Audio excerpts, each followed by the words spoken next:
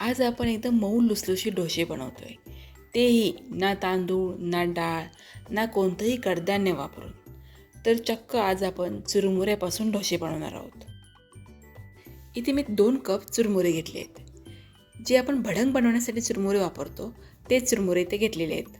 बऱ्याच वेळा आपण घरी चिरमुरे आणतो आणि त्यामधले थोडे चिरमुरे शिल्लक राहतात आणि नंतर ते मऊ पडतात आणि मग ते खाल्ले जात नाहीत. मग त्यावेळी आपण त्या चुरमुऱ्याचा असा छानसा डोसा बनवू शकतो. हा मऊ लुसलुशीत डोसा बनवण्यासाठी 2 कप चुरमुरे, अर्धा कप रवा आणि पाव कप बेसन घेतलं आहे आणि यामध्ये अर्धा कप दही घालायचे. दही थोडं आंबट घ्यायचं.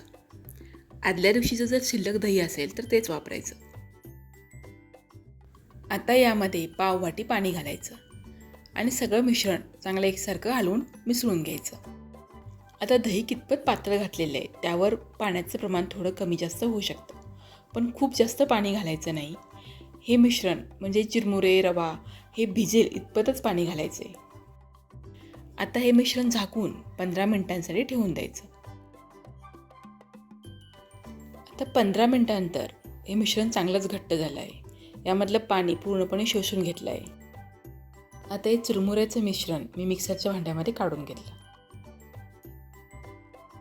यामध्ये आता चवीनुसार मीठ आणि छोटा अर्धा चमचा साखर घातली. साखरेमुळे डोशांना खूप छान तपकीर रंग येतो.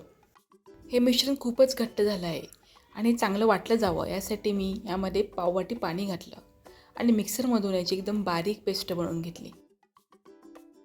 आता हे बारीक केलेलं मिश्रण या खोलगट भांड्यामध्ये काढून घेतलं आणि त्यामध्ये बारीक चिरलेली कोथिंबीर घातली.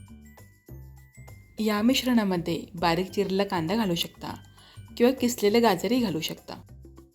आता कोथिंबीर पिठामध्ये चांगली मिसळून घ्यायची आणि सगळ्या शेवटी या पिठामध्ये पाव चमचापेक्षा थोडासा कमी खाण्याचा सोडा घालायचा.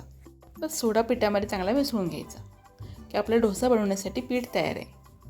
आता गॅसवर मी नॉनस्टिकचा तवा गरम करायला ठेवला आहे आणि त्यावर 1 चमचा तेल घातलं आणि तेल टिश्यूने चांगलं पुसून घेतलं आहे, कारण तव्यावर आपल्याला जास्त तेल ठेवायचं नाही. तापलेल्या तव्यावर 2 पळी पीठ घातलं आणि ते हलक्या हाताने थोडंसं पसरून घेतलं आहे. खूप जाडसर किंवा खूप पातळ ठेवला नाही आहे. मध्यम आकाराचा डोसा बनवून घेतला आहे. डोसा जेव्हा आपण तव्यावर घालतो ना तेव्हा तवा चांगला तापलेला असला पाहिजे आणि डोसा घालताना गॅस मध्यम ठेवायचा. तवा जर चांगला तापलेला असेल तर डोशाला असे छान बबल्स येतात. डोसा वरच्या बाजूने थोडा कोरडा झाला की त्यावर 1 चमचाभर तेल सोडून घ्यायचं. आता डोसा परतून घ्यायचा आणि वरच्या बाजूने भाजून घ्यायचा.